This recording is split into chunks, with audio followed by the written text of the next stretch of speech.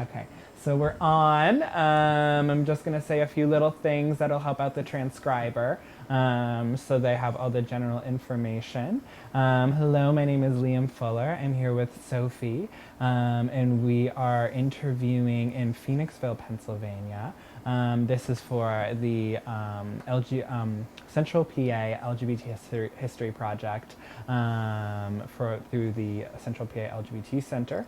And today's date, today is the 28th. Eighth. Yes, today is the 28th of July, 2017. So can we, first, do I have your permission to conduct this interview? Oh, I don't know. I'll have to speak to my attorney. Just kidding. Of course you do. Yes. Okay. And then can you say your name for me? Full name? Yeah. Sophie Lisa Kandler. Although my nom de plume is Sophie Lynn. Okay. And then can you spell that for me? Your full name. Sophie Lisa Kandler and Sophie Lynn Lynne. Okay, awesome. Should I be looking at you or the camera? Doesn't matter, either Okay. way, whichever one you prefer. Okay. So we're going to start at the very beginning, a very good place to start. Okay. First the earth cooled, then the dinosaurs came. Sorry. So why don't you start with your sort of family origin, where you grew up, sort of what year, where, and then sort of take me through your early childhood development. I was born in 1966 to a military family. My dad was Army. My mother is an immigrant from Scotland. She came over because she married my father. I grew up in Spring City, which is in Chester County here in Pennsylvania. At the time, it was a dying industrial town. It had one industry, and it was a foundry. And almost everybody, every male in that town, they ended up working either at the factory or across the river at Diamond Glass. It was your stereotypical Bruce Springsteen song. No one gets out alive. Oh wait, that's the Doors. But anyway, it was on my street. I grew up on Hall Street. There were mostly boys and just a couple of girls. Most of the kids were just a little older than me, and they were my brother's age. I have one older brother. He is 18 months older than me. I am the youngest of two. Growing up in Spring City, I knew from very early on that I was different. I knew from when I was 4 that I preferred playing with the girls. And which, of course, on my street in the late 60s through the 70s, unpardonable sin. But it also was an unpardonable sin for my father. He wasn't raising any sissies, his word. So he beat it out of me. I remember that distinctly, although he doesn't. I don't see why I would, but I remember it distinctly. So I hid who I truly was. I swallowed it. Being different, and I was a skinny little kid. Being different, I got picked on a lot. My brother got picked on a lot too, but that's beside the point.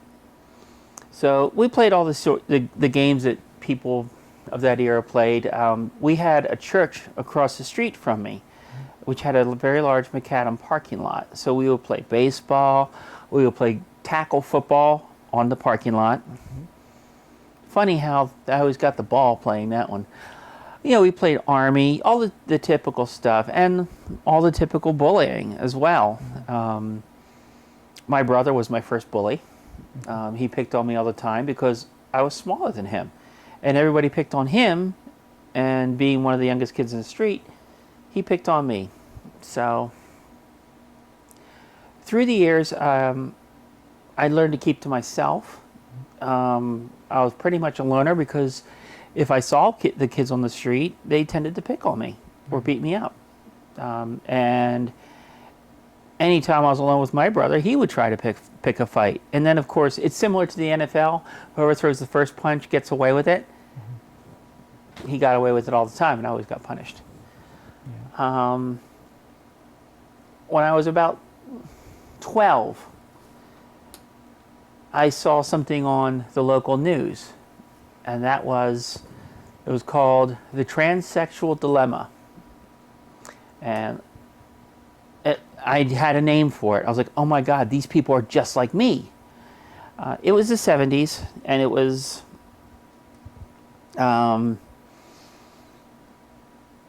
early, and they only had a few transgender people, and they were doing their best to be respectful, but of course they weren't.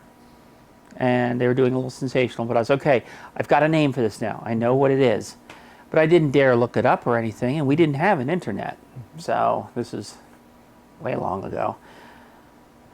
When I was around 13, I started dressing. I started with once or twice with my mom's clothes, but they were too big on me. Around that time, I had a paper route. So I used that money and ordered from the Sears catalog. You're probably too young to remember the Sears catalog, but you got it twice a year, and it was really thick. And what you did was you mail ordered from it. As I was usually the first one home from school, both my parents worked. My dad worked swing shift, and my mom worked as a day nurse for elderly people. So it was usually me coming home first. My brother, during the fall, was on the football team, so that's when I would order everything. That way I could intercept all the packages coming. I hid them in various places in the house, never the same place twice. I would rotate it around. And whenever I had even the slightest opportunity, I would dress. I would use water balloons for boobs. Of course, like almost everyone else, I used socks for a while. But, I graduated to water balloons. And I continued dressing through the years. Eventually, I started experimenting with makeup and that sort of thing. And one day, my brother caught me. He had come in. I don't know where he was supposed to be, but he wasn't where he was supposed to be. Came charging into the house. We only had one bathroom, and I was in it. I just finished putting on my makeup. Badly, of course. He came charging in and went right up to the bathroom and started pounding on the door. I'm trapped. I did manage to get all the clothes off, and I put them in the bathtub. We had a shower. And I walked out the door holding my head down with my face covered, pretending like I was sneezing. But he took one look at me and just started laughing and saying, I'm telling mom and dad. He blackmailed me. I had to bribe him with, at that point I was working at Burger King. I had to give him a full week's pay. But he never did tell. So, good on him. When I was 16, I decided that I was not going to do this anymore. I was a freak. There was no one in the world like me, even though I'd already seen that there were people in the world like me, that men don't do this. So while my parents were away, they had a house in Delaware, I took all my clothes and everything out to the burn barrel out back and burned it. That was in August of 1983. A week later, our dog died.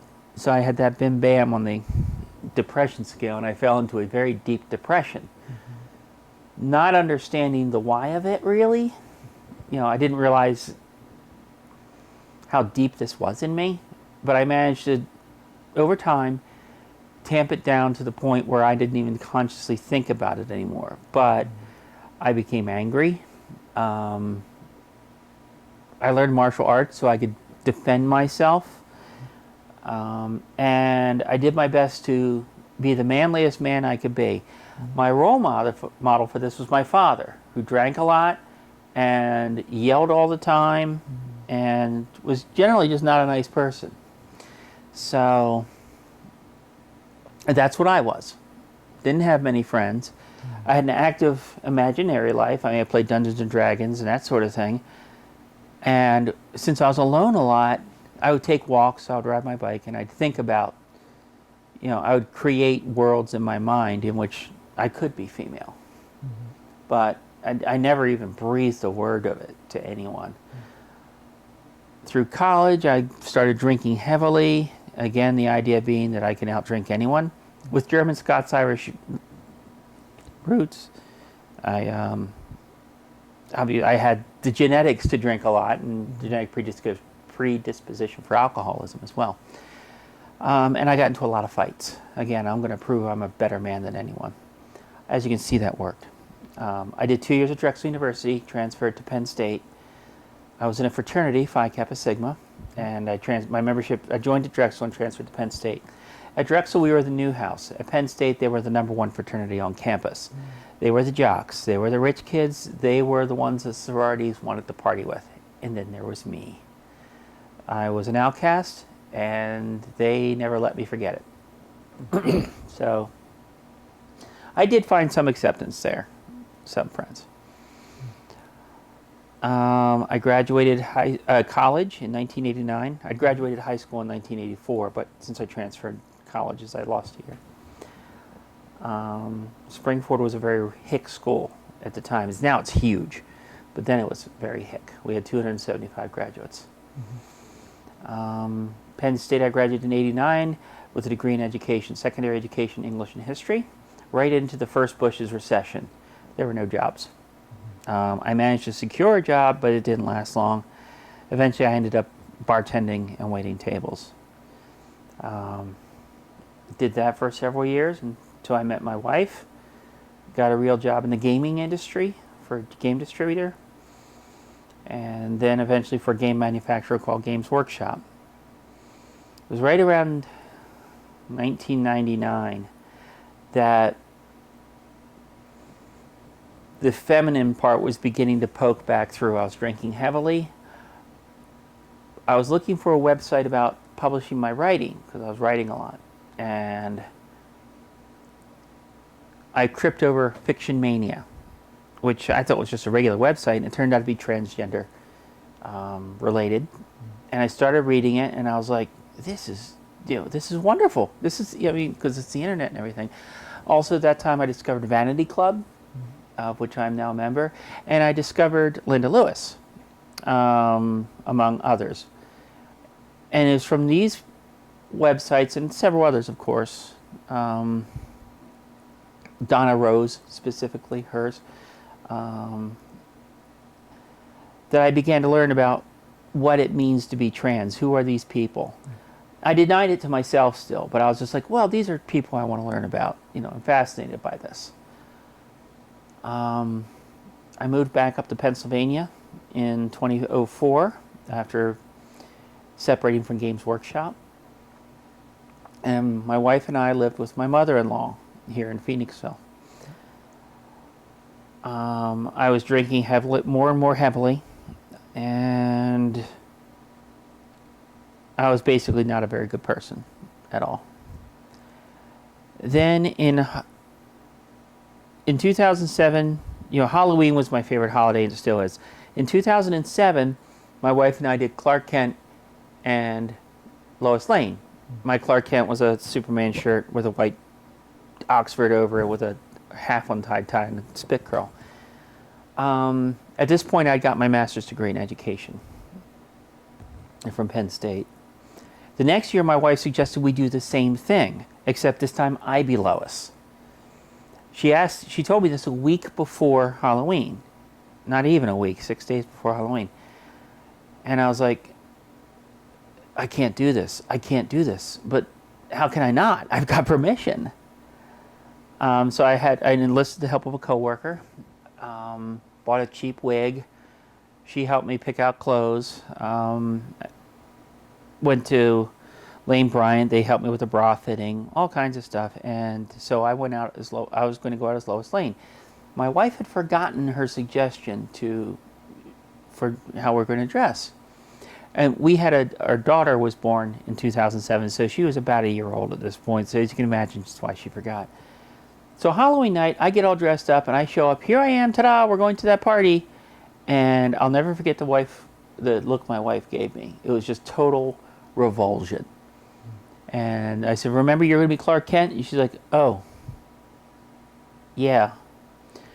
We went to the party. I had a friend there who was a professional, and she did my makeup. I still looked horrible. And then from there, we were at the party for a while, and then I went over to where I worked at the bookstore. Fooled a few people. and then a bunch of us from work went out as well. Stayed out till about 1, and I'm on my way back to where I was living, and I pulled over at the side of the road, and I looked at myself. I was like, I was sitting there. I had this bra full of birdseed, pantyhose and birdseed, drag queen trick. And I looked at myself and I said, what have I done? I mean, I can't believe I'm doing this. I went out dressed as a woman. I mean, it may be Halloween, but I mean, this is what I've been suppressing. The dam burst. Let me know when I need to stop talking. No, you can continue. So I did some research online, some more research, and I found there were places that did makeup, did transformation makeup, and I chose one in Long Island, Femme Fever, and I went there in early December of 2008, and I decided if that person, her name was Karen, could make me look feminine, then this is something I will continue and pursue. But if I can't look even the slightest bit feminine, I'm just going to forget it all happened. At the time, I was calling myself Lisa, or Lori, or Linda, or anything with an L. My dead name started with an L. And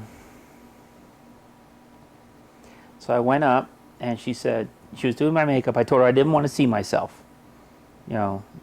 I want to be surprised. Mm-hmm. She was getting near the end. She'd put the wig on. She was styling the wig, and she said, so what was the name you decided on? And I said, well, I'm currently going by Lisa, but I'm open to suggestion. And she took a step back, and she looked at me like this. For what seemed like an eternity, it was probably like 5 seconds. And she said, I have a strong feeling that your name is Sophie. And I said, Sophie? And then she turned me around in the chair to face a wall full of mirrors. She said, say hello to Sophie. And I couldn't believe what I was seeing. I couldn't see the old me at all. And I was just flabbergasted. Within a couple minutes, we started taking pictures, and I just couldn't believe it. I was so happy. I felt free. A couple weeks later, I'd found Renaissance, which is Southeast Pennsylvania Renaissance, which is a transgender support group, and I went there for the first time with no makeup on, and they welcomed me with open arms. Mm-hmm. I met a lot of people who would become some of my dearest friends, and afterwards I went to a party. Was Angela's Laptop Lounge, which is a monthly thing, third Saturday of every month, just like Renaissance. It's a transgender party, and I met a lot more people. I mean, before this night, I'd never met a transgender person in my life that I know of. Mm-hmm. Suddenly, I'm surrounded by them. A very dear friend of mine I met that night was Jennifer Lehman, and she was talking to me. I mean, I looked horrible, no makeup. I mean, I was a mess.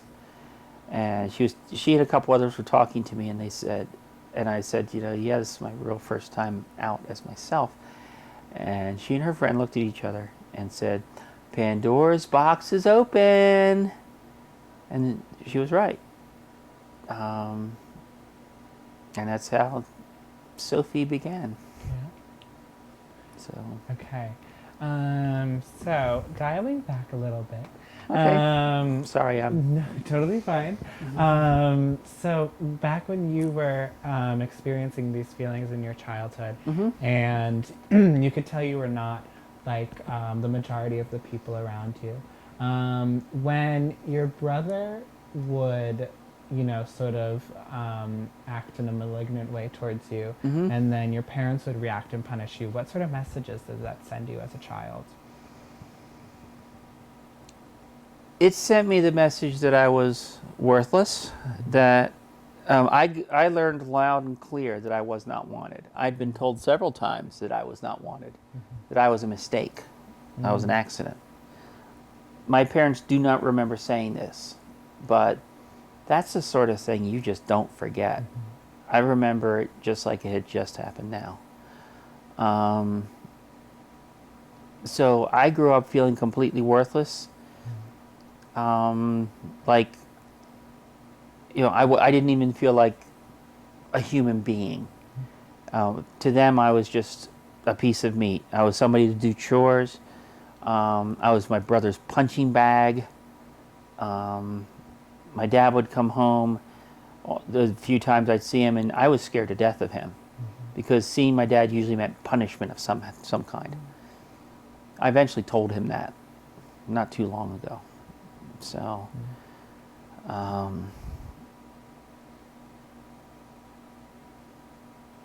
so yeah, it was definitely.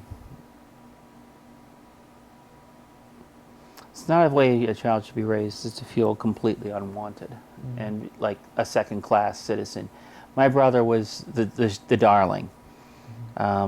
Strong as an ox, almost as smart. Very good with his hands. He worked with wood, just like my father. He played football, just like my father. I didn't do either of those things. So I was the misfit. And I knew it. Yeah, sometimes parents have a very selective memory. So can you go a little more in depth into your education, walk me through that? So to your middle school, high school experience, what sort of student you were? I was an A student, going through all the way through junior high. Because if I learned anything from my dad, aside from all the punishment and everything, it was work hard. Because he worked hard. He busted his butt to put food on the table. So, and my dad did not accept second best when it came to work. And when it came, he knew I was physically not going to be, a worker. But I had a flair for art, and I was reading way above level. So I was a great student. And we used to get paid for our report cards starting around third grade. You get this much for an A, this much for a B. And if I got a B, I got punished. My brother, if he got an A, he got a party. That's a bit of an exaggeration, but you get the idea. So I felt I was held to a different standard, even though, wait a second, I'm the bad one here, and yet I'm supposed to be the smart one. Junior high was when puberty hit for most people. I was a late bloomer. But just like the standard, it's almost a cliche. Oh my God, the girls are becoming women, and I'm not. They're become. They get the blessing of becoming women, and meanwhile, I'm left behind. I used to dream of it. I used to dream of this is a big mistake. Like maybe tomorrow I'll wake up and I'll be a girl. Of course, that never happened. I never really had a girlfriend until my senior year in high school, because since I was a late bloomer, I looked like a kid. And when in the early 80s, this is the era of Rambo, and it's Reagan, and men had to be strong. Of course, they were going to go for the guys that had the lantern jaw and shaved 3 times a day, and football players. And they're not going to look at some bookworm. When I got to high school, by then I was working at Burger King as well as a paper route, and so my studies began to suffer. And when I turned 16, the depression, this was the summer before my senior year, the depression really, really hit. I was doing my best to be a good student, and in fact, at the time, going into my senior year, I was 5th in my class. When I got accepted to Drexel, I stopped caring. I stopped doing my homework, except for English and history. I just simply didn't care. And I was working almost every night at Burger King till about 11 o'clock at night, and then I'd go home, and of course you can't go right to sleep, and I'd have to be up at 6 o'clock in the morning to get ready for work. So, again, I withdrew within myself, and eventually graduated. I graduated number 24 in the class, so I was in the top 10%, but I could give a damn about my schoolwork at that point. And then I went to Drexel. But the entire time, junior high and senior high, I kept thinking how unfair it was. The girls have become women. They've gotten curves. They've gotten boobs. They get to wear the dress to prom. All of that. they get to go to the mall and walk around with their friends and giggle and enjoy themselves. And boys, again with the cliche, you had to be a man. You didn't show any emotion except for anger. You picked on everyone else. You never showed emotion at all. You didn't ask for help. I don't have to, everyone knows this. And of course you couldn't show any sign of femininity, especially in the early 80s. In my school, were 2 people in my class that had been suspected of being gay, and they got beaten up a lot. Since I was small and slight, they would have picked on me, except by that point I had been studying martial arts. So I made an example of one person, and that was the end of that. So that was my early education. I used to do a lot of writing, and I used to do a lot of cartooning, and that was my escape, from this small town.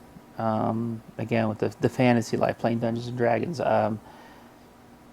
just withdrawing into myself. I would watch MTV for hours after it debuted, and lose myself in the videos, and I wish I was the women in the videos. So, Pete Townsend once wrote, "It's amazing how you look back on times of great adversity with this sense of nostalgia and longing." And it's true. I hated my teen years. I hated my junior high school years. But yet, there were some fun times. I made a few friends.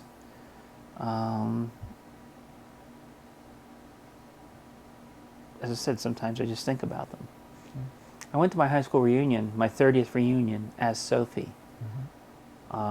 Surprised the living hell out of a lot of people. I mean, my friends knew. They knew because I had transitioned months before. But I surprised the hell out of people. By then, several other people had come out as gay. They'd moved away, though, from the area. They weren't stupid. And I was not the first trans person in my class. Someone transitioned in 1989 and went stealth. I was the second. And for the most part, I'd say about half of them embraced me at the... I was flavor of the month. Ooh, wow, look, this one's different. Ooh. The other half just didn't talk to me, but that half never talked to me anyway. I mean, and these are the people, there was one guy who was the star receiver in high school. He once made a spectacular diving catch for a touchdown that won a game. One of the 2 wins we had that year. You know what he talked about at the 30-year reunion? That catch. That's all he had. His whole life. And yet here, I mean, I'd done a lot by then. Go figure. So. So then can you talk a little bit about undergrad? I did 2 years at Drexel University. My dad wanted me to be an engineer. And I wanted to go to art school.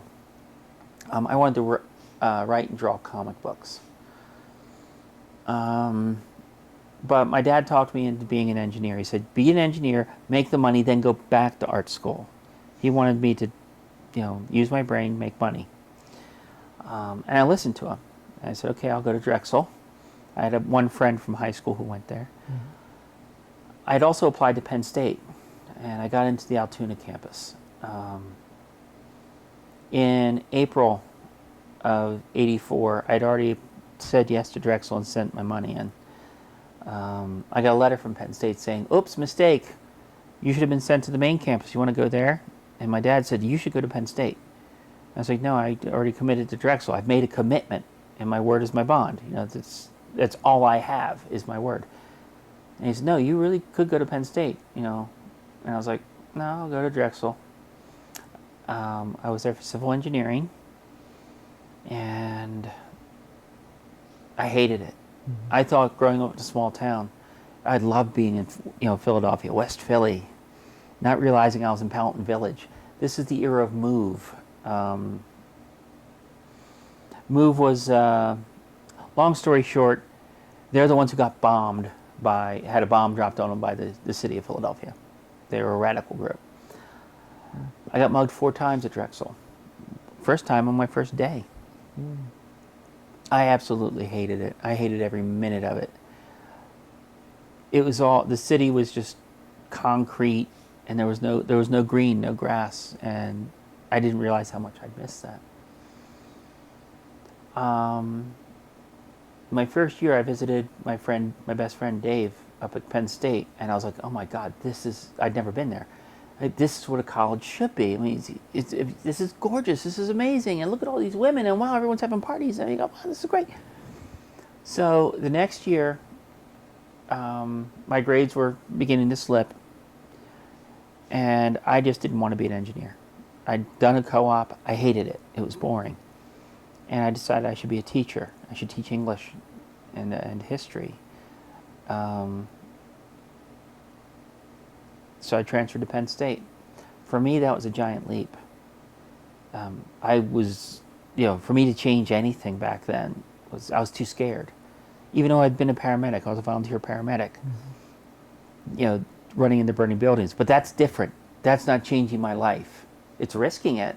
And part of me hoped I would die a hero's death. But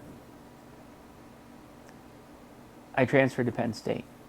At the time, that was the biggest decision I've ever made in my life. And it was the best decision I made in my life. In Penn State, I studied education. I became a member of the best fraternity on campus. I met so many wonderful people. It was a golden time in my life. I actually had girlfriends. Adult relationships, not just this hand-holding giggle. I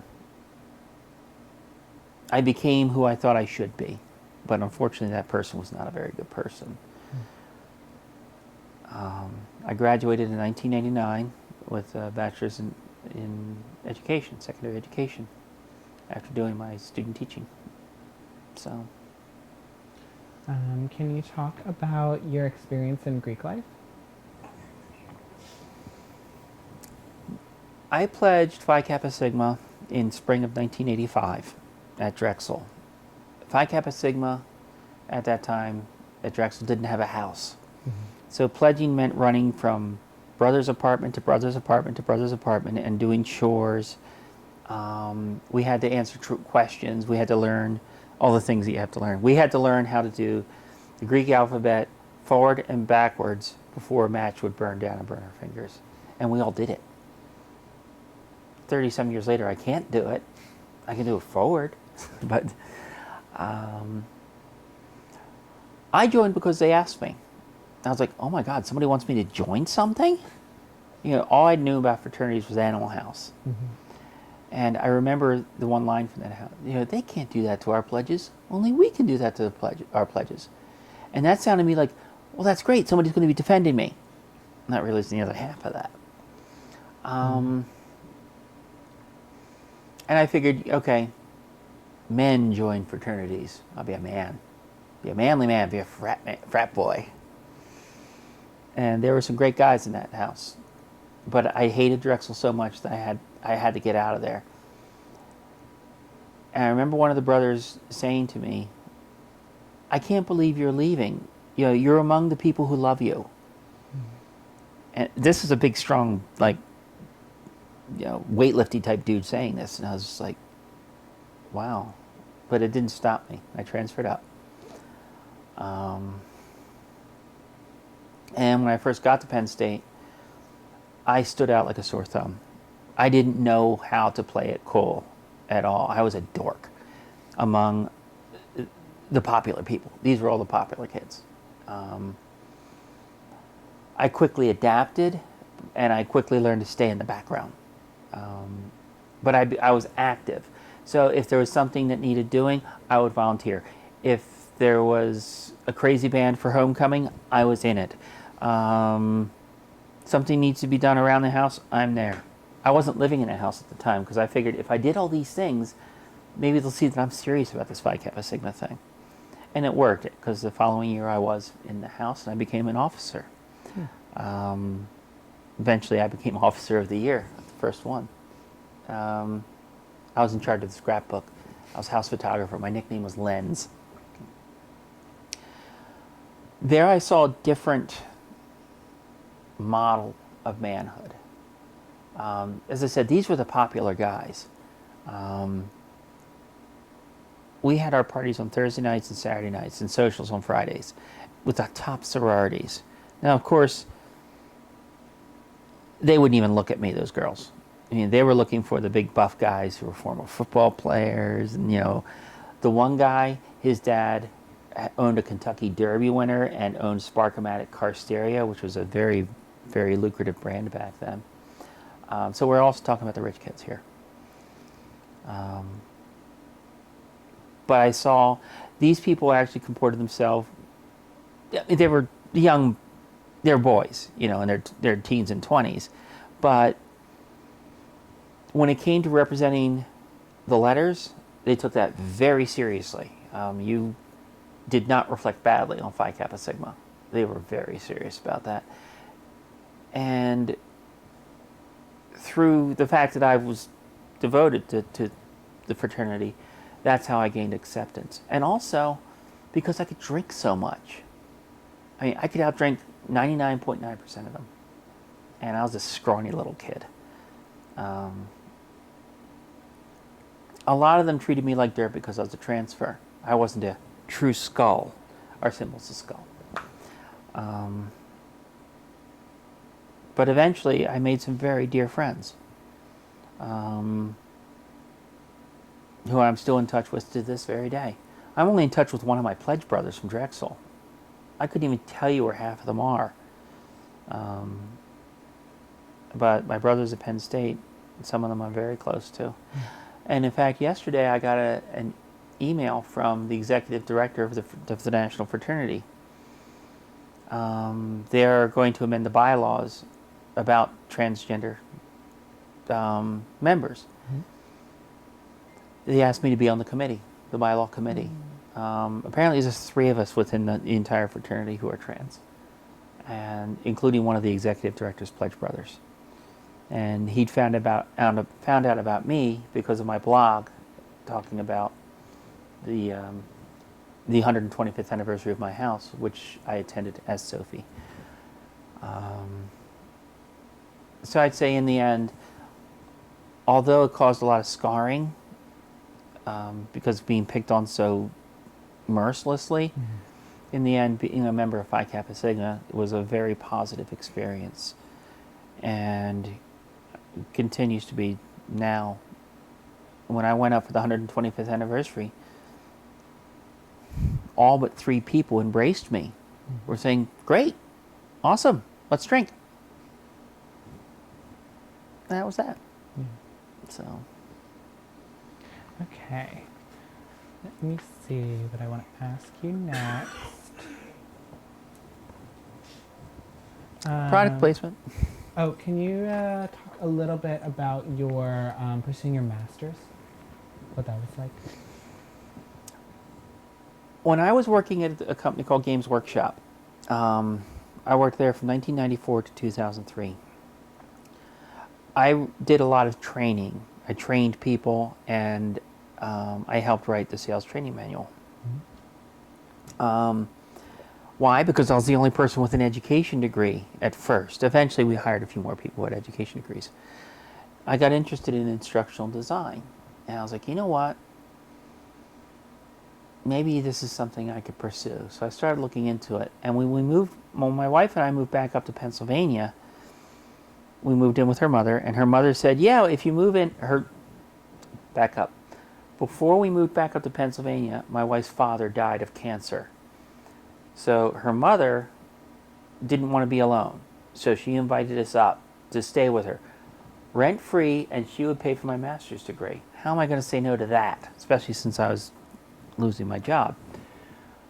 Of course, it wasn't rent-free, and I did have to pay for my own master's degree.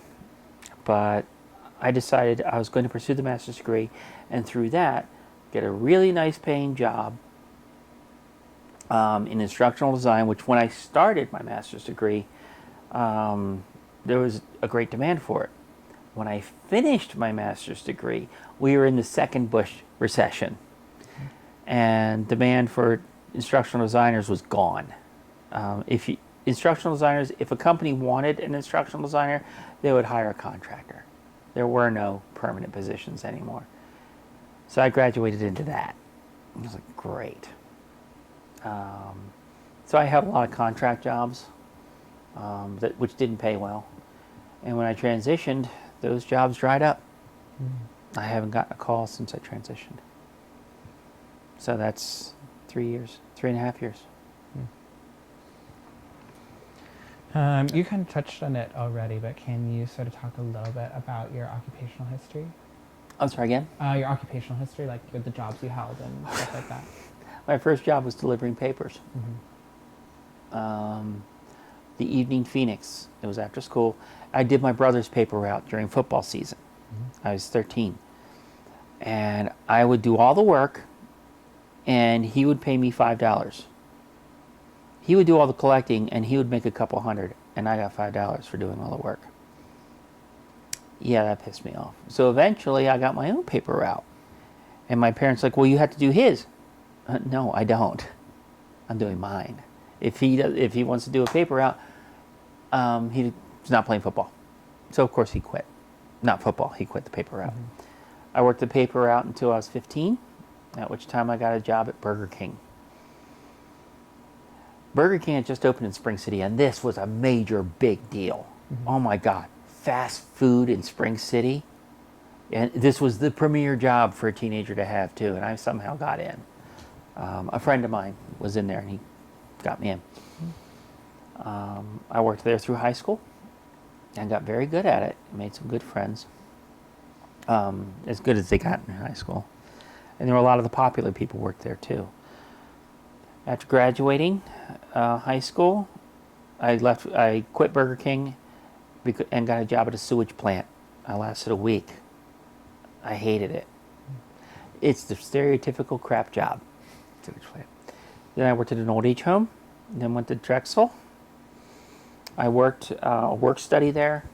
And then I did an internship with STV Standards in Thomas where I did surveying. Hated it. Then went to Penn State. While I was at Penn State, my first year, I worked at Burger King at Penn State because it was the only skills I had. And through that Burger King, I met 2 women who would become my first girlfriends at Penn State. That summer, I took bartending training, and from then on in through college, I was a bartender. After graduation, I bartended and I waited tables. I got a couple job freelance editing, including for Boeing. But I pretty much, with the exception of here and there, I was bartending and waiting tables until 1991, when I got a lucky break and got into the gaming industry, working for Chessex Game Distributors. Worked there for a few years, and then I quit because the situation had become intolerable. I was overworked, severely overworked and underpaid, and the owner was very much played favorites, and I was not the favorite, far from, in fact. So I got a job with Games Workshop, which was, at the time, the leading manufacturer of toy soldiers in the world. It's a UK-based company. Their U.S. office was in Baltimore, so I moved down there. Eventually, my wife moved down there, too. She works in the financial industry. And I worked there for 9 years. I'd still be working there today, except for the way things fell out. My job was eliminated. I moved back up here. Got a job with the bookstore. It's the first thing I could find. And while working at the bookstore, I found other jobs. I worked for Vanguard, which is financial services. Yeah, that's pretty much it. I would then get some contract, instructional design jobs while still working at the bookstore. I went full time at the bookstore in 2013 as head cashier. And in early 2014, I transitioned on the job with their full support. I am still with the bookstore. I have been looking for another job for over 10 years. Nothing. Yeah. Nothing at all. I can't even get in at Wegmans grocery stores. Mm. So, Mm. so I work for below poverty level wages. The only reason I can afford this small apartment is because of my roomie. I have a roommate, and my wife occasionally will help out. Yeah. She and I are separated. So, And you do you think that the reason you've had trouble finding employment is because of your transition? I have no doubt in my mind. Yeah. None. Yeah, because there are no protections in Not Pennsylvania. not in It's Pennsylvania. checkerboard. Mm-hmm. Depends on And municipalities. let's face it. There's all they have to do is a quick internet search, and they find out I'm trans, even without even looking at me. Yeah. So, Yeah. I went on one interview a couple summers ago, in which I sat down and said, "So, tell me about being transgender." I was like, "Excuse me." Mm. So that was the end of that. Yep. So was there any sort of like religious presence growing up in your family? No, my family were not religious at all. Mm-hmm. Religion is very private to me. I'm a Christian, Mm-hmm. and I strongly believe that religion should be a private thing. Christ said on the Sermon on the Mount that you should pray privately. You shouldn't make a big show of being, of following God. Something the Southern Baptists could learn from. I'm still a Christian, and Christ was a liberal. He preached love everyone. There weren't any exceptions to that. Help everyone. There weren't any exceptions to that. Republican Jesus is not Christ.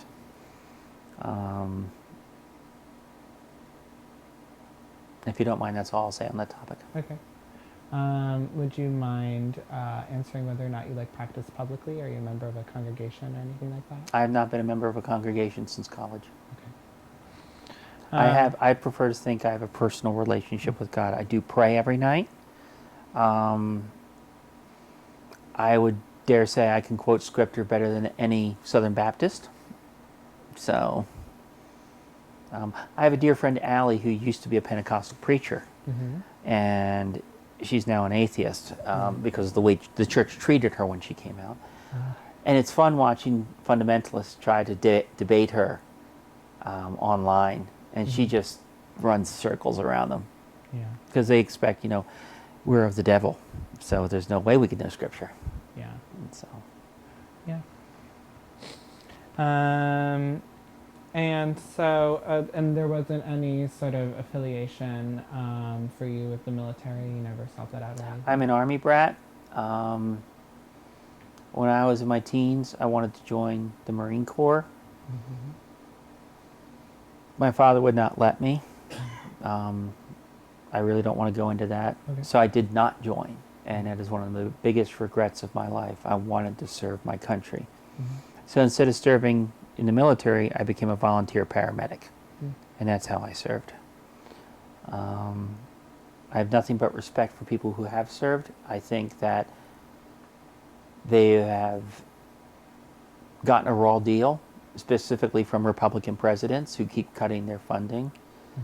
And then, of course, we all know what happened a couple days ago. Many of my friends are military. One of my dearest friends was a major in the Marine Corps and works for the Pentagon now. When I was getting therapy for depression back before I transitioned, back before I even reawakened, one of my therapists said it's a good thing I didn't join the military because with the way the depression was hitting me, that if I had seen action, I would have probably snapped. I would have probably, PTSD would have crushed me. I have a little bit of PTSD because of my paramedic work and because of things that happened when I grew up. But as I said, it's one of my greatest regrets, not serving. So. And then, I don't think I asked you that. Can you walk me through your coming out process? Ooh.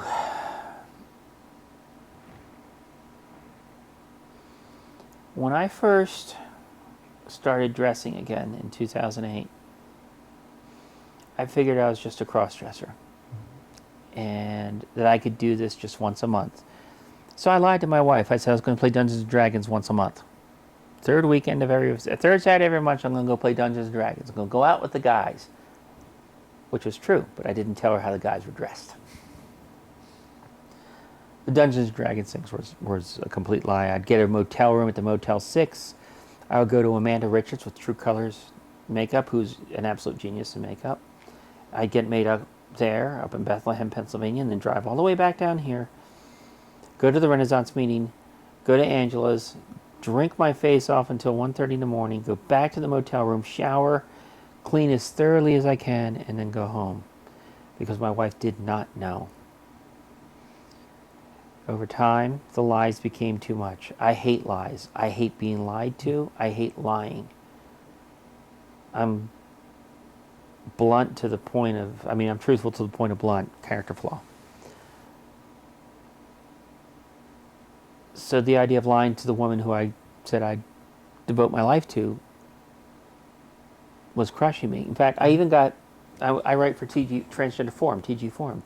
And my first brief for writing for them was, okay, you're the one who's going to talk about how you can hide things from your wife.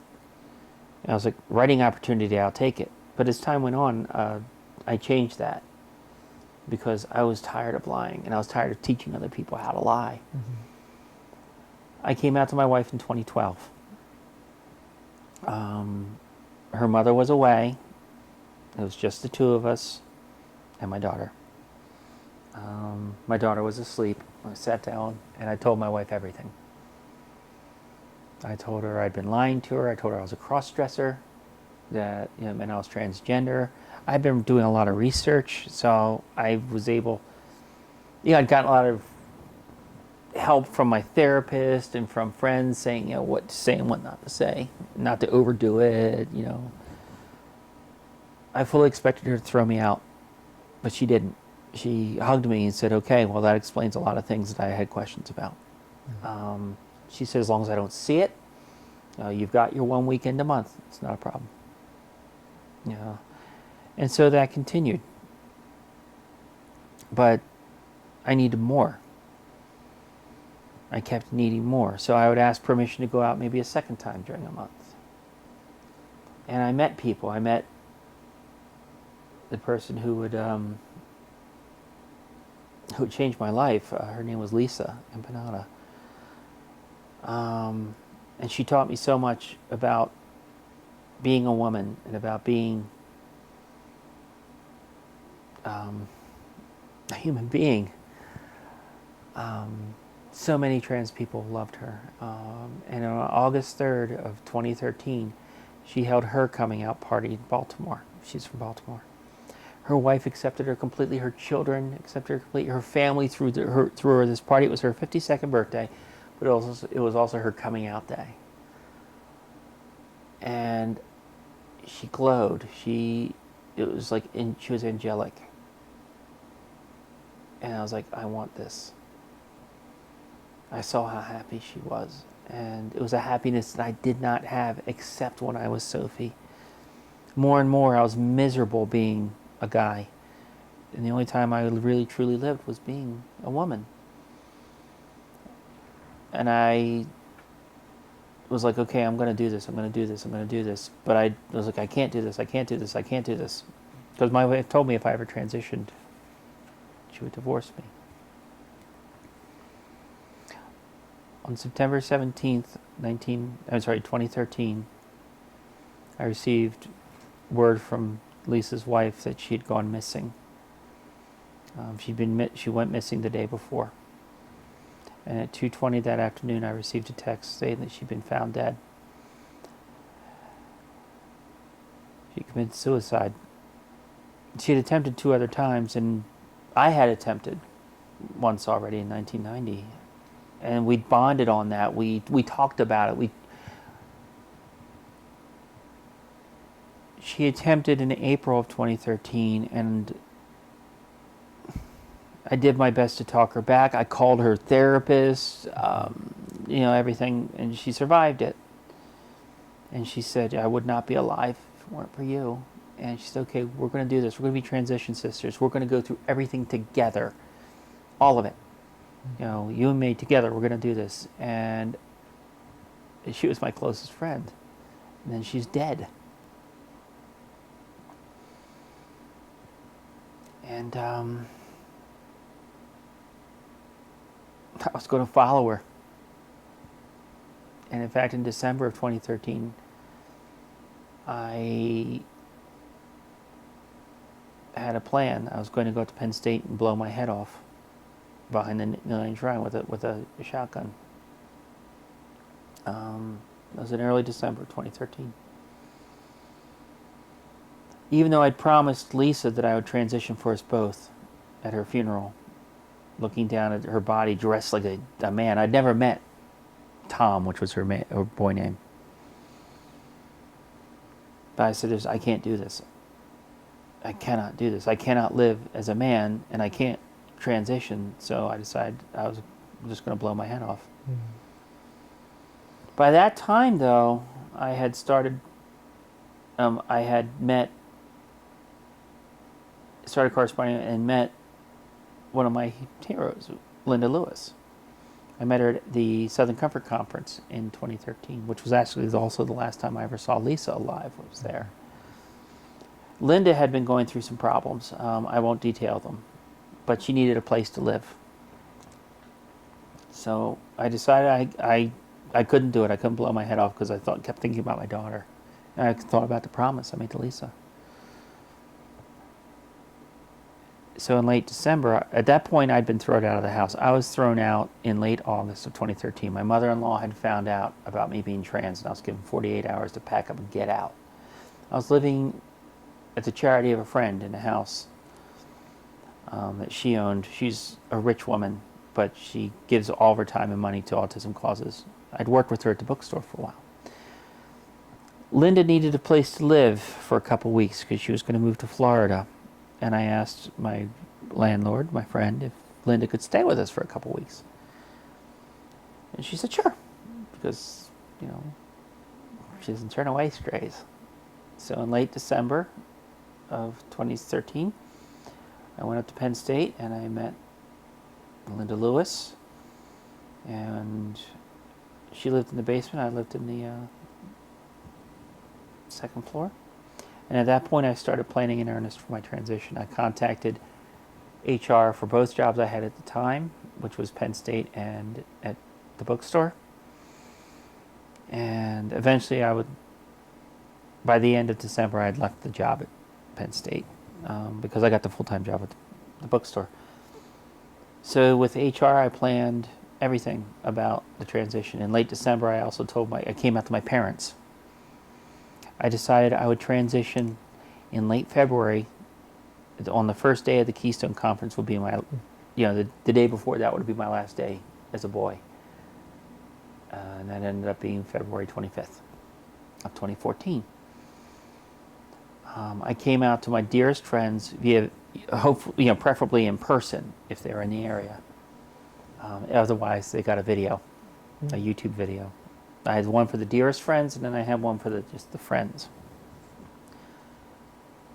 I reported for work for the first day on March 30th, 2014, my first time at work as Sophie.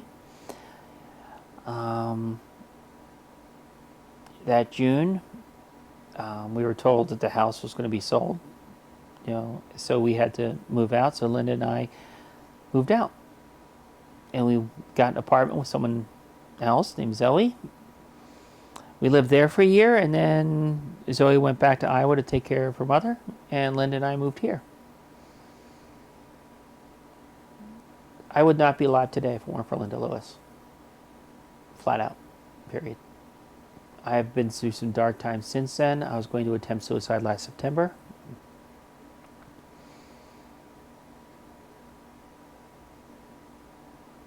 Because of everything. I planned that meticulously and then just didn't have the nerve. But I kept thinking about, when I was getting ready to do it, I kept thinking about Lisa. It's like, okay, Lisa, I'm coming. I'm coming. But when it came time to actually do it, I thought, if I do this, Linda is screwed. She's going to need another roommate. She, at the time, was not making enough to even, I would have screwed her over big time. And I don't do that to someone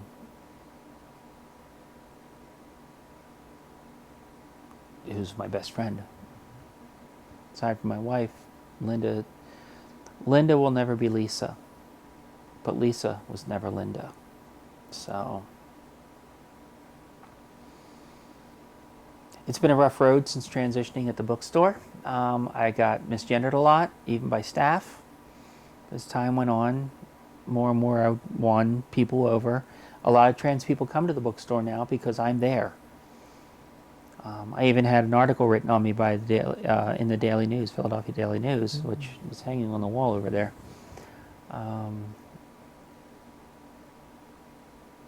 My wife supports me, but she cannot live with a woman. That's why she stayed living with her mother. She's still there with our daughter. I came out to my daughter 2 weeks before I went full time.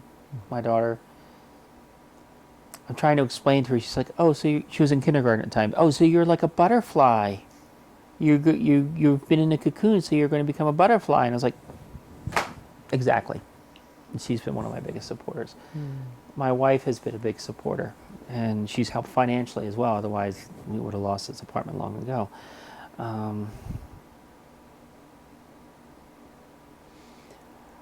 I've had a mentor. I have a lot of mentors, but my biggest mentor has been, her name is Mel. And she kept saying the same thing. Transition has to be the last resort. It has to be. Because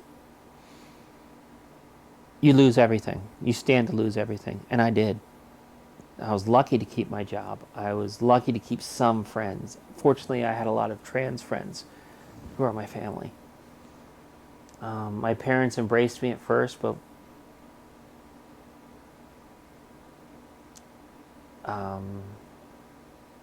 not currently. I have not seen my parents in over a year. My brother, when I told him in December of 2013, he laughed at me and started insulting me. So I just, this is at a restaurant, so I paid the bill and left. And I think I've said maybe 3 or 4 words to him since. He then, of course, lied to my parents, saying, "No, I didn't do that." Yes, he did. So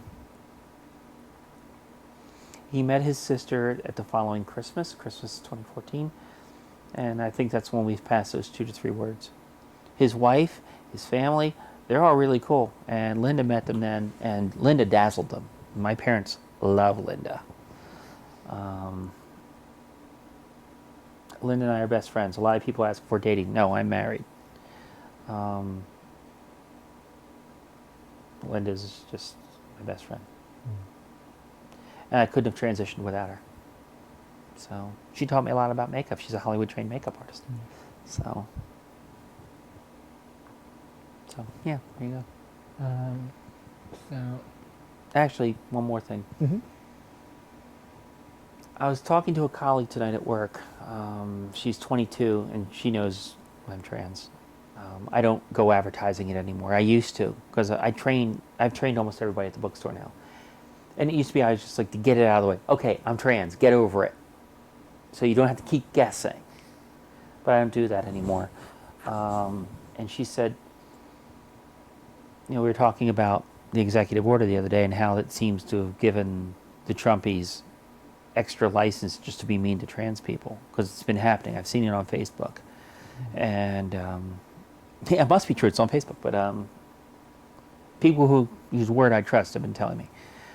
And people are just a little colder at the store, too, customers. And I've been getting a lot of heat from customers anyway. A lot of people insulting me. This girl says to me that it must be really hard because people expect you to be the good trans person. You have to be the example. You have to keep smiling. You have to be strong. you can't just be you. You have to be the example, because you've got a public-facing job. So all these cisgender people are like, oh, look how brave she is. And I looked at her and I said, yeah, you're right. I can't, I when I'm here, I represent the community. For good or for ill, whether I want to or not, I do. It's kind of like in college when I represented Phi Kappa Sigma. I represent Penn State. I represent the entire trans community. And I do my best. I'm no Jenny Boylan, I'm no Donna Rose, or Mary Kiesling, but I try to get by.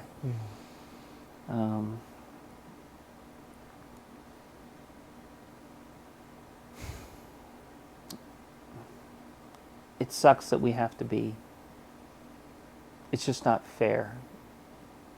We're born this way, and we're persecuted because of it. So. Yep. So sort of dialing back a bit. What was the name of your friend Lisa? I'm sorry again? What was the name of your friend Lisa?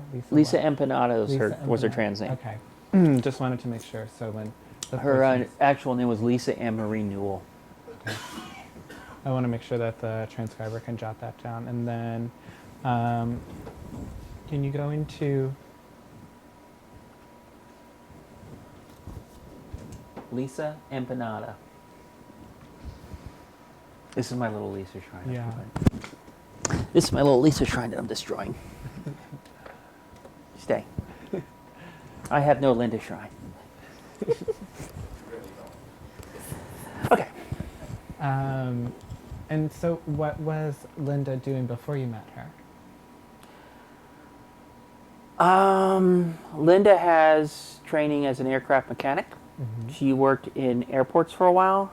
She then went to Hollywood, trained as a makeup artist, transformation makeup, under Jim Bridges, who is a very, very much in demand makeup artist in Hollywood.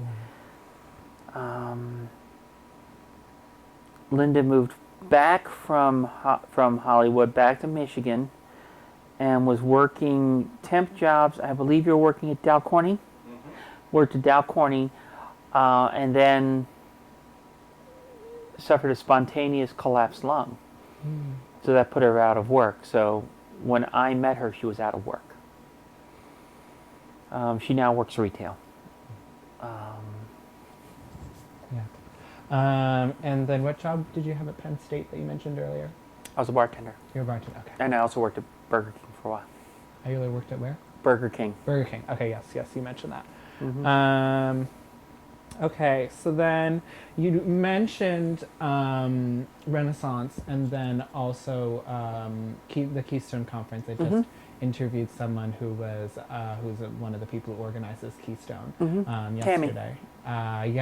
Katie Ward. Katie Ward, yeah. Katie Ward. A dear friend. Yeah, no, she's amazing. She seemed really nice. She's so pretty. Oh my God. Yeah. She's gorgeous. Navy veteran.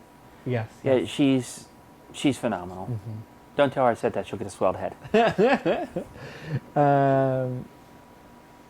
So yeah, can you talk about your involvement in Renaissance and the Keystone Conference? I've been going to Keystone every year. I've never missed one, all 9. Next year will be 10. For those 9, I've spoken at 8 of them. Mm-hmm. I've given seminars at 8. 7 of them were about writing transgender fiction. The last one was about writing your coming out letter. And next year it'll be, again, writing your coming out letter. The first 2 times going to Keystone, it was, oh my God, several days as myself. Yes! And I told my wife I was going to an educational conference, which was true. Just didn't tell her what the education was about or how I'd be dressed. Keystone has become the premier transgender conference in America. Social conference, not counting the medical conferences and that sort of thing.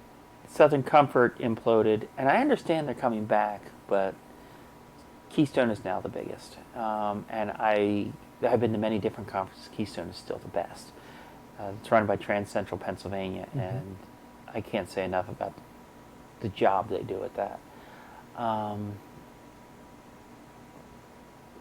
I don't need conferences anymore. I've transitioned. I don't need a full week as myself, just to be myself, sort of thing.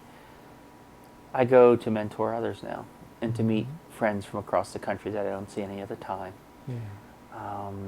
But primarily to meet new people and mentor them. I'm a member of Vanity Club, so there's a lot of Vanity Club sisters who go. So it's about the only time I see them. With Renaissance, I used to live for that weekend, going to Renaissance and to Laptop Lounge. I was as active as I could be while still being closeted. I don't go as often as I used to now because I work a lot on Saturday nights, so I don't get a chance to go. Kristen King, who runs Renaissance, is a dear friend. She does an amazing job with it. They get new people in there all the time. Renaissance was started by Joanne Roberts and Angela Gardner and a few others.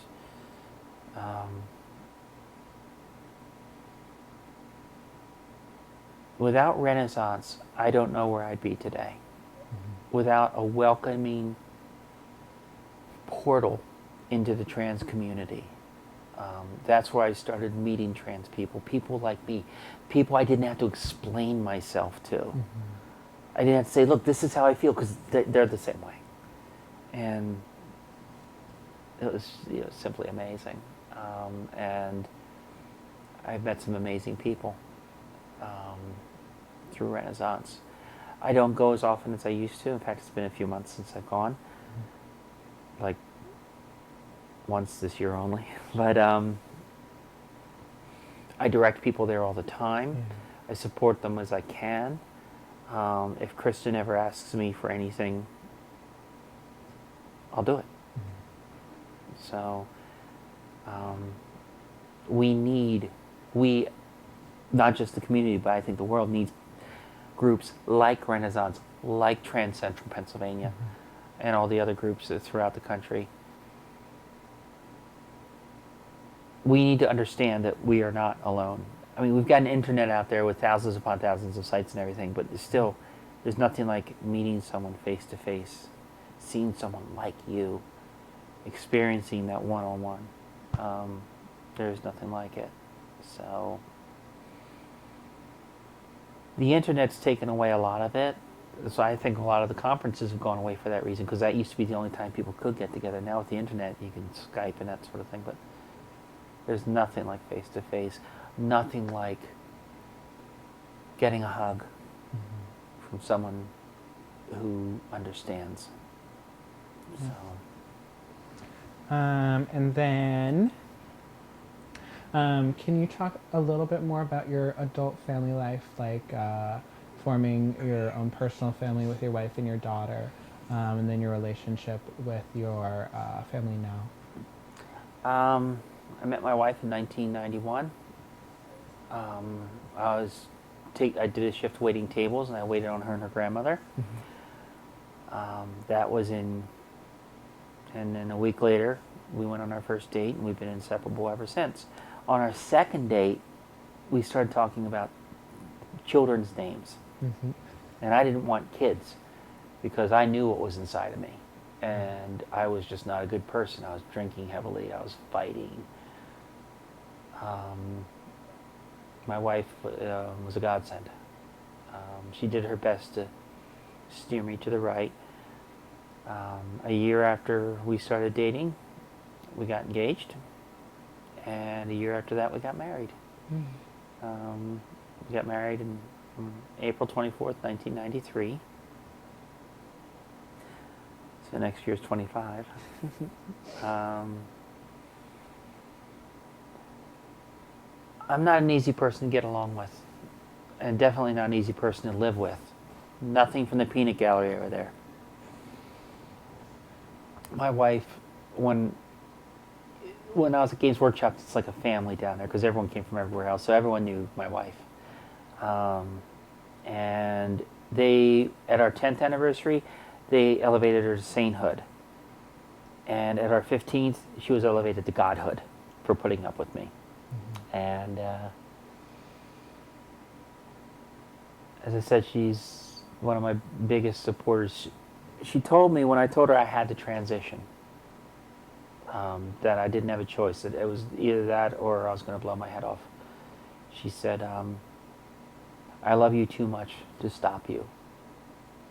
You know, I love you too much. You have to be you. I understand.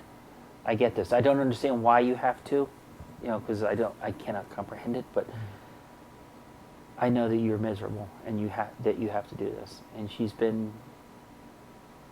she supported me. But again, she's Catholic, very Catholic, and she doesn't want to live with a woman. Our daughter was born in 2007. I didn't think we'd be able to have kids, but surprise! And I was there, you know, I was able to live with them for the first 5 years of her life. And then I got thrown out. The day I got thrown out is still one of the hardest in my life. Where are you going, Daddy? What's happening? Well, I've got to go away for a while. Why? She still doesn't know the truth as to why I left.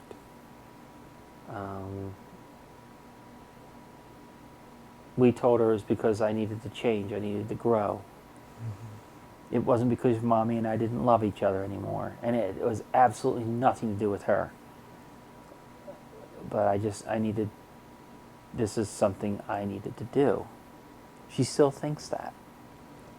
Truth is, I was thrown out by her grandmother. And my wife doesn't want her to know that yet. She'll learn it eventually. Probably after her grandmother passes. But her grandmother's healthy as a horse. So, I see my daughter about once a week, if that. She has fully accepted me as trans. She brags about me occasionally. This is my transgender daddy. She still has a little problem with pronouns now and then. She has separation anxiety because, I mean, out of nowhere, Daddy just up and left.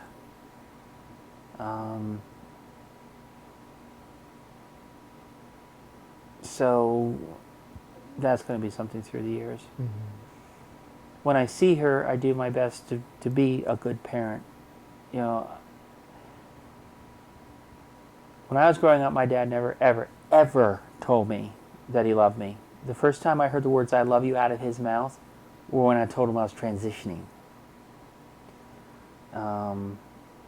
I make sure to tell my daughter every time I see her that I love her. I think my being trans is going to be good for her, because she can see, you know, that it's okay. You know, it's human. Her grandmother is a very prejudiced person, and a Trump voter. And I am doing my best to model better behavior. You know, I'm trying to be as good a parent as I can be given the situation. Her mother is an amazing woman and is pretty much raising her by herself. So I see her when I can. It tears my heart out that I can't see my daughter. I didn't want kids, but now that I have one, you know. Yeah. So, and she loves Miss Linda too. Is there anything about your relation with your biological family that you'd like to touch on? With my mom being in Scotland, her side of the family I barely know. I've only visited Scotland once. She had an older brother and a younger sister. The younger sister has passed. She had 2 children. I don't even remember their names. I mean, I met them once. The older brother had 2 children, of which the elder was a daughter. Her name is Anne. And she guessed that I was trans before I even told her. She's an amazing woman. She's a nurse in Scotland. She has 5 children, 2 of whom, the youngest 2 are twins and who are model gorgeous. I'm serious, they could be models. And they have been some of my biggest supporters. Here in the U.S., my father is one of 6. He is third of 6. His youngest brother is dead already, cancer. Every male in my family on my father's side had cancer.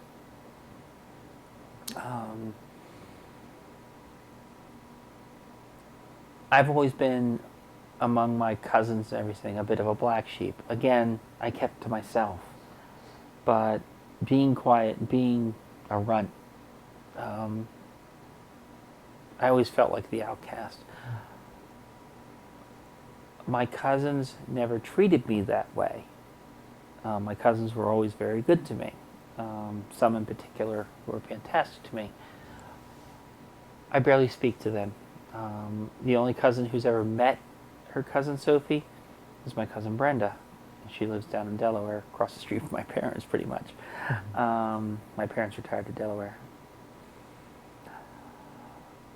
A couple of my cousins don't speak to me because of my transition and because of politics. They're Trumpies. I don't know. Actually, I do know what the family in general thinks about it. I've been told that I'm an embarrassment to the family name. So, I'm guessing that's just from my father's generation. There are a lot of people from my father's generation who are not good people. They're racist. But some of them are very good people. I'd love to meet more of my cousins as my true self, but I don't think I'll ever have that opportunity. So, none of my uncles or aunts have met Sophie. And my parents, as I said, we don't talk. Yeah. So, my parents came up here a few weeks ago. I thought I had to work, and I just told them I had to work. I emailed them saying I had to work. So they saw my wife, and they saw their granddaughter. But they didn't see me. My choice. Yeah. So. And anything else about your immediate family's acceptance of you that you'd like to touch on?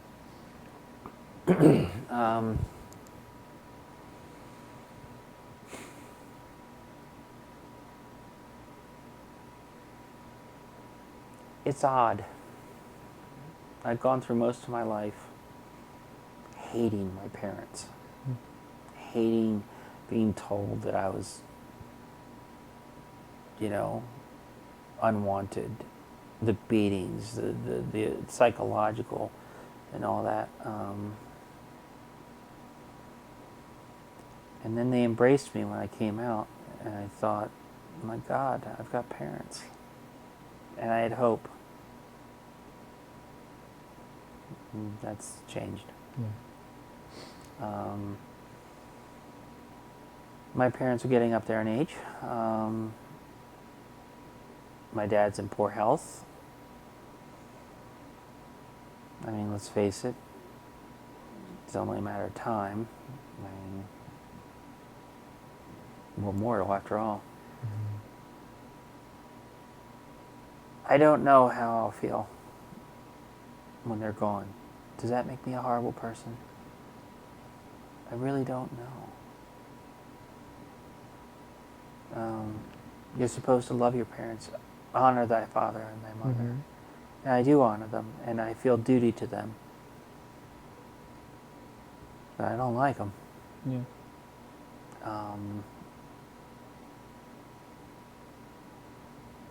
They did their best with what they had to work with. Yeah. With the way they were raised. So. We don't get to choose our biological family. I have a wonderful family now. Yeah. My trans family, my friends.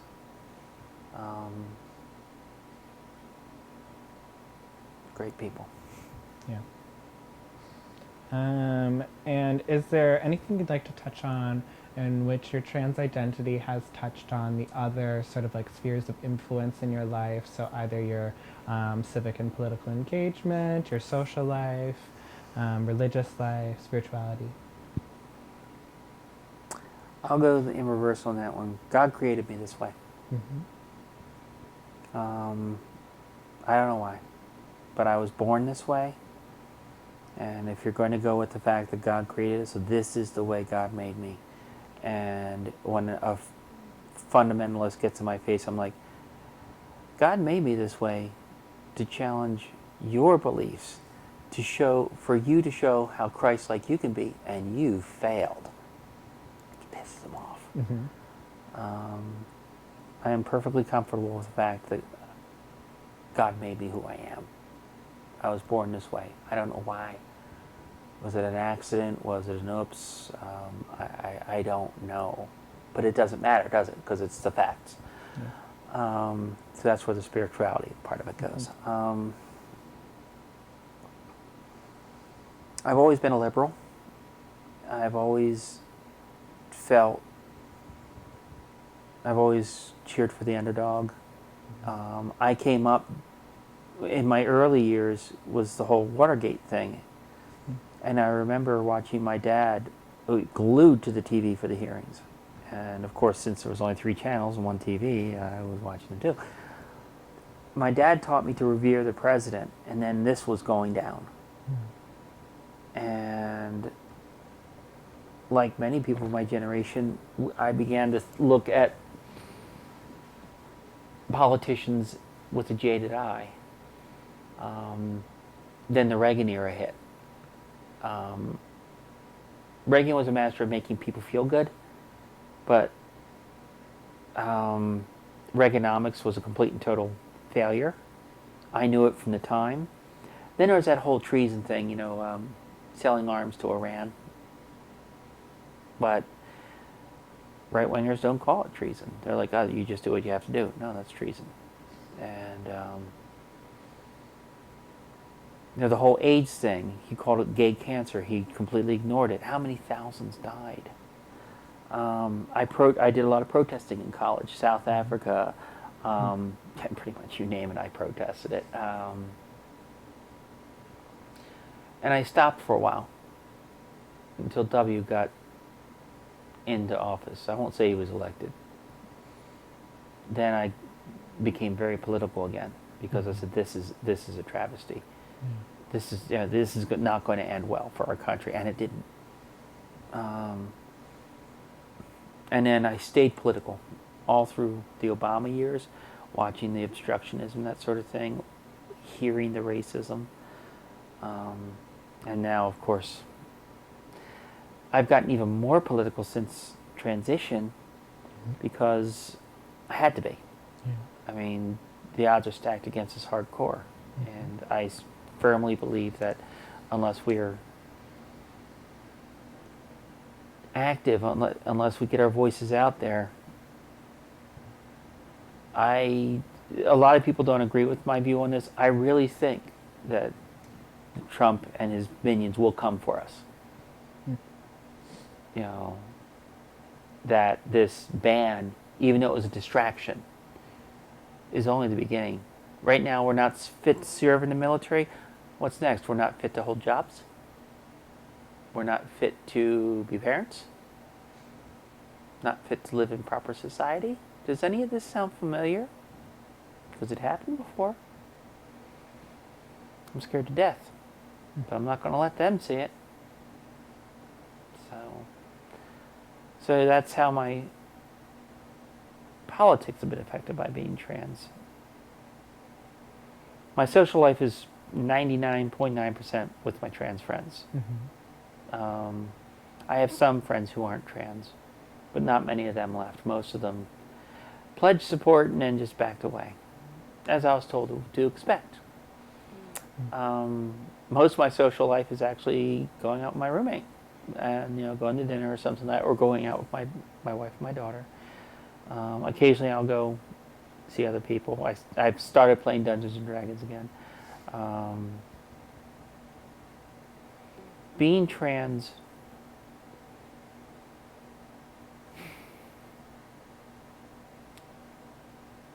is only a part of who Sophie is. But unfortunately, it's all, how do I rephrase this? Being trans has become my life. My friends are trans. My politics trans. I'm seen at work through the lens of, oh, she's trans. I walk out that door, people look at me, oh, she's trans. Because I can't hide. I'm 6'1". I've got aircraft carrier shoulders.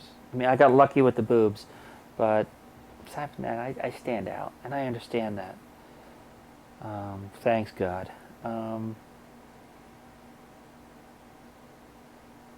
So as much as I would just like be Sophie, any other woman in the world, that's never going to happen. I've made my peace with that. So I've always needed to help people. That's why I was a volunteer paramedic. That's why I went into education instead of going into a job that makes money. I'm part of a population now that needs all the help it can get. So being trans has become my life. And I fear that it will be till the day I die. I wish it were different.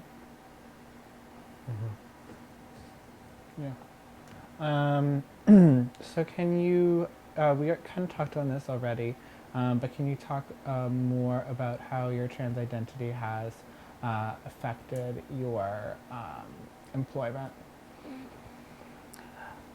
My employer supported me fully in my transition.